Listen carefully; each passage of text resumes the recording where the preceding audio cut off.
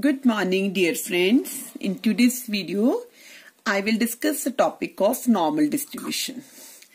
Actually, previous video I have already discussed the topic of binomial distribution and Poisson distribution. The distribution discussed in the previous videos are binomial distribution and Poisson distribution. Are discrete probability distribution. Both are discrete probability.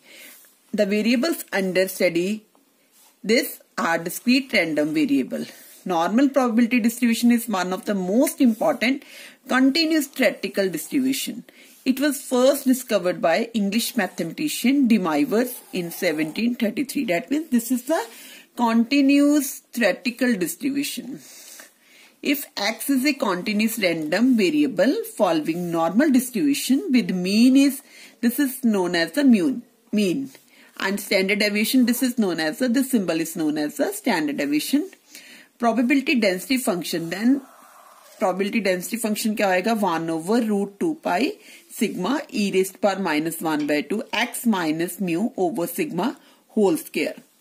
This is that is x lie between minus infinity to infinity, where pi is equal to 22 by 7, root 2 pi is equal to 2.5066 and e is equal to 2.71828. That means this is normal distribution is a continuous theoretical distribution.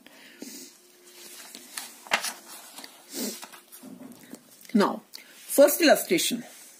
This is a question, simple question, so I will start. Find the area up to z is equal to 1.5, z greater than 1.5, z is equal to 1.5. Z is equal to 1.5. Actually, तो ये सबसे पहले हमने curve बनानी. Normal distribution में हमारी bell shape curve बनती है. 50% लेफ्ट हैंड साइड एरिया होता है, 50% right hand side area. That means this is 0.5 area and this is also 0.5.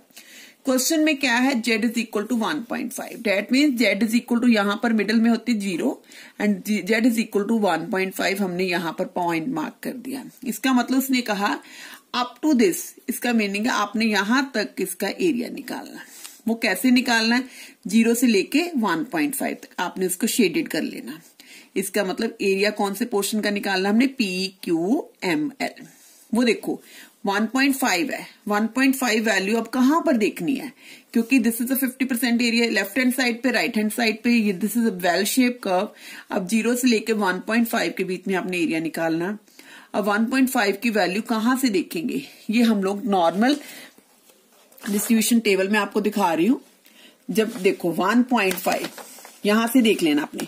1.5 की वैल्यू कहां पर है, 1.5 की वैल्यू अगर 0 के नीचे देखते हो तो क्या आंसर आता है 0.4192.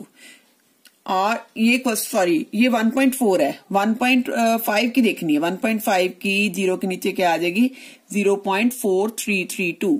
दैट मीन्स कितनी वैल्यू आ गई 0.4332.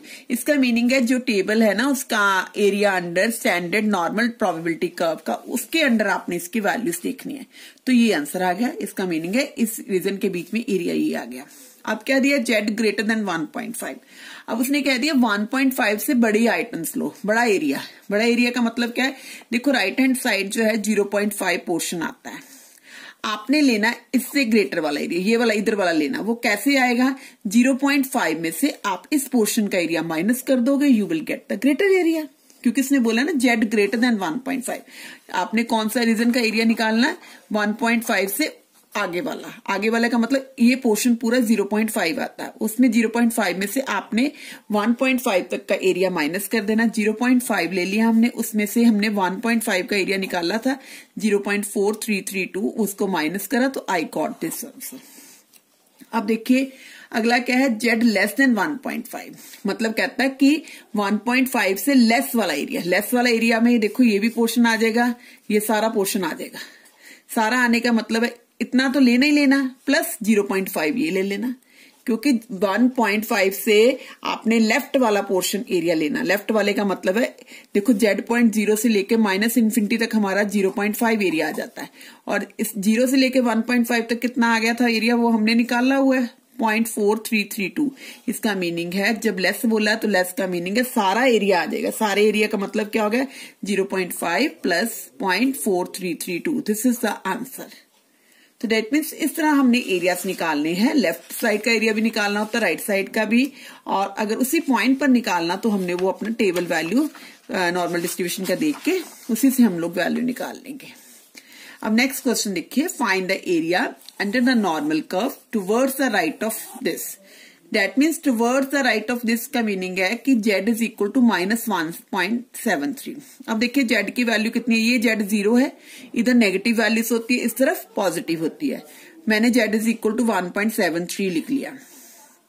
अब z 1.73 तो लिख लिया। उसने कहा find the area under normal towards the right. Right means right side को निकालना हमने, लेफ्ट साइड का नहीं निकालना, राइट साइड। राइट साइड का मतलब इस पोर्शन का एरिया लोगे प्लस ये तो पोर्शन हमें पता ही है, ये कितना एरिया है 0.5। सिर्फ इस पोर्शन का एरिया नहीं मेरे को पता कि 0 से लेके 1.73 का, वो मैंने कहां से देख लेना, 1.73 की वैल्यू मैंने टेबल से देख लेनी है। अब देखो टेबल से क्या आती है, 1.73 1.7 की मैंने 3 के नीचे जब वैल्यू देखी तो वो आ जाती है 4582। ठीक है, 1.7 की 3 के नीचे देखी तो क्या आ गई 4582।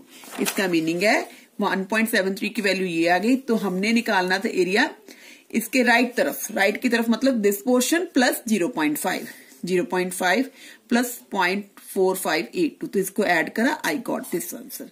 राइट बोल रहा है तो ऑब्वियस ये है कि इतना पोर्शन का एरिया निकालो, ये हमें पता ही है 50% है, 0.5। इस पोर्शन का एरिया हमने कहां से देख लिया, नॉर्मल डिस्ट्रीब्यूशन जो प्रोबेबिलिटी कर्व है ना टेबल से, वहां से वैल्यूज की चेक कर लेनी है। नेक्स्ट देखिए,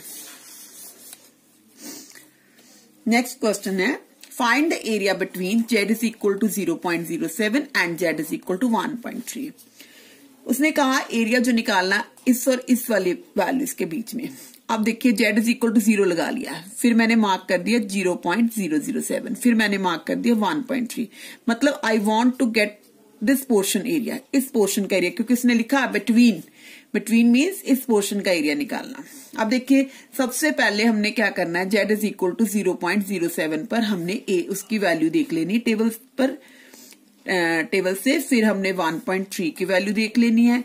फिर बिटवीन बोला था, बिटवीन कैसे निकलेगा, इस सारे पोर्शन में 1.3 वाले पोर्शन में से अगर हम 0.07 वाला पोर्शन माइनस कर देंगे then I will get this portion area. अब देखिए 0.07 की वैल्यू कैसे देखनी है। देखो मैंने आपको पहले ही बोला था इस तरफ जो आती होती है वो आती है 0.10, 0.12 ऐसे नहीं आती, ये 1.1 ऐसे आती है। अब 0.07 है तो वो इधर से देखना आपने, ऊपर से है ना 0.07, 0.07 की आपने वैल्यू देख लेनी है 0 के नीचे। तो 0 के नीचे देखोगे तो क्या आ रहा है 0.0279, मतलब डबल डेसिमल 0.00, वो ऊपर से देखनी है, इधर से सिंपल डेसिमल वाली आ जाती है वैल्यूज। तो ये वैल्यू आ गई हमारी 0.0279, ऊपर से देख ली। और 1.3 देखिए कितनी आ रही है। अब देखो 1.3 का आपने 0 के नीचे देखना तो कितना आंसर आ गया, दिस इज 0.4032, दैट मीन्स 0.4032 लिख लिया।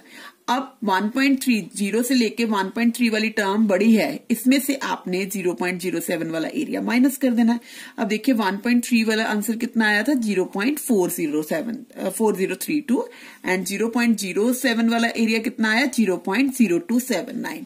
बड़े वाले में से आपने ये वाली वैल्यू माइनस कर देनी, then we will get the area between this region. तो ऐसे निकालते हैं वैल्यूज कि कैसे एरियाज हमने फाइंड आउट करने हैं। अगर आपको, क्योंकि नॉर्मल कर्व जो होती है वो वेल शेप्ड होती है, 50% इधर इस तरफ लेफ्ट हैंड साइड में एरिया होता है, 50% राइट, दैट मीन्स 0.5 पोर्शन इधर होता है, 0.5 पोर्शन इधर होता है। तो अगर आपने पर्टिकुलर किसी वैल्यू पर निकालनी तो वो हमने टेबल के थ्रू देख के उसमें से अगर माइनस करना तो माइनस के थ्रू हो जाएगी, अगर लेस देन बोल रहा है तो दैट मीन्स आपने लेफ्ट हैंड साइड पर आ जाना, राइट तो पॉजिटिव राइट हैंड साइड बोला है, अगर ग्रेटर देन बोला तो आपने राइट हैंड साइड पर जाके ऐसे कैलकुलेशन करके वैल्यूज निकाल लेनी। This is the solution how we have to find the area between z is equal to this and this, it is taken for the normal distribution. Thanks, dear friend. Please like, share and subscribe my channel and don't forget to share with others also.